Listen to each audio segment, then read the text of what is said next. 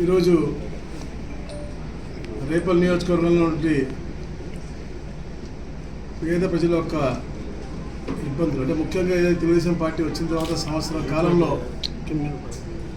ఈ రాష్ట్రంలో ఎన్నో మంచి కార్యక్రమాలు చేస్తూ వచ్చాం. అయితే ప్రతి శుక్రవారం కూడా ఆ నియోజకవర్గాలలో అర్జీలు తీసుకునే కార్యక్రమం ఇది ఒక మంచి కార్యక్రమం. ఎందుకంటే మండే కలెక్టర్లు మిగతా ఆఫీసర్లు వాళ్ళ ఆఫీసులో తీసుకుంటూ ఉంటారు.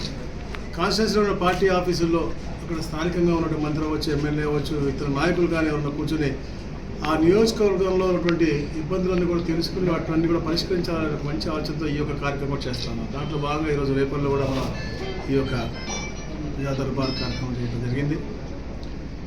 మీ అందరికీ తెలుసు, తెలుగుదేశం పార్టీ ఈ రాష్ట్రాన్ని మళ్ళా పునర్నిర్మించాలి.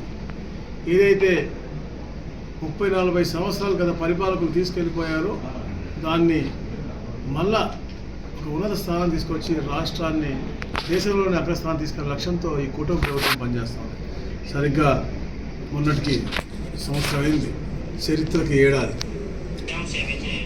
సరిగ్గా చరిత్ర సృష్టించిన రోజు ఈ రాష్ట్ర ప్రజలు చాలా చైతన్యంగా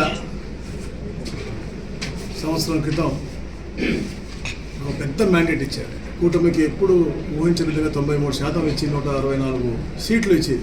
అయితే వారి రుణం కూడా తీర్చుకోవాలనే లక్ష్యంతో చంద్రబాబు గారి నాయకత్వంలో ఈ కూటమి బ్రహ్మాండంగా, ఎందుకంటే మనం చూసాం ప్రతి నెల అంటే సంవత్సరానికి ఉండే 12 నెలల్లో ప్రతి నెలకి ఒక మంచి కార్యక్రమం చేయాలని చెప్పే ఒక ఆలోచనతో గౌరవ ఉప ముఖ్యమంత్రి గారు, గౌరవ లోకేష్ గారు, అలా అందరూ కూడా కేంద్రం నుంచి కూడా నరేంద్ర మోడీ గారి అండతో చంద్రబాబు నాయుడు గారి పెద్ద ఆలోచనతో ముందుకెళ్తాం. రాగానే పెన్షన్లు పెంచడం, ఎంత భారం ఉన్నప్పటికీ కూడా పెన్షన్లు 1వ తారీఖు సెలవు వస్తే ముందు రోజు కూడా ఇచ్చే విధంగా ఇంటింటికి వెళ్ళే విధంగా చేస్తాం. మరి ఈరోజు చూస్తా ఉన్నాం డిఎస్సి, ఒక పక్క అన్నా క్యాంటీన్, ఒక పక్క దీపం పథకాలు, ఒక పక్క మత్స్యకార సోదరులకు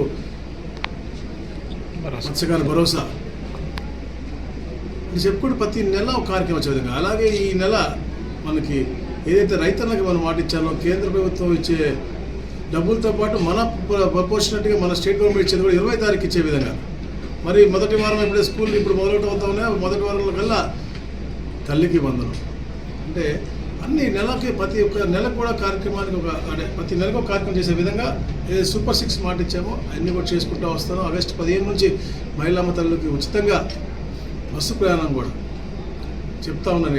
ఎంత ఇబ్బందుల్లో ఉన్నా కూడా రాష్ట్రంలో వెల్త్ క్రియేట్ చేసి తప్పకుండా చెప్పిన ప్రతి ఒక్క మాట చేయాలో, ఉపాధి కల్పించాలో, యువతకి మంచి చేయాలని చెప్పే లక్ష్యంతో ఎన్నో కార్యక్రమాలు చేసుకున్నాం. టీసీఎస్ లాంటి దిగ్గజాలు విశాఖపట్నంలో రావటం,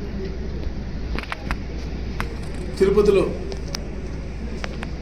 మనకి అద్భుతమైనటువంటి నూతనమైనటువంటి రిసార్ట్లు రావటం, ఆర్సెల్ మిట్టల్ రావటం, మనకి ఏరోస్పేస్ అన్నీ కూడా రాయలసీమ వైపు రావటం, అమరావతి అద్భుతంగా అంటే దాదాపుగా 50,000 కోట్ల రూపాయలతో గౌరవ ప్రధాని వచ్చి శంకుస్థాపన చేయడం అంటే ఇవన్నీ కూడా ఒక వేగవంతంగా ఒక ప్రోగ్రెసివ్ మోడ్లో ఒక మంచి వాతావరణం క్రియేట్ చేసే విధంగా ఈ రాష్ట్రానికి ముందుకు వెళ్తా ఉన్నాం.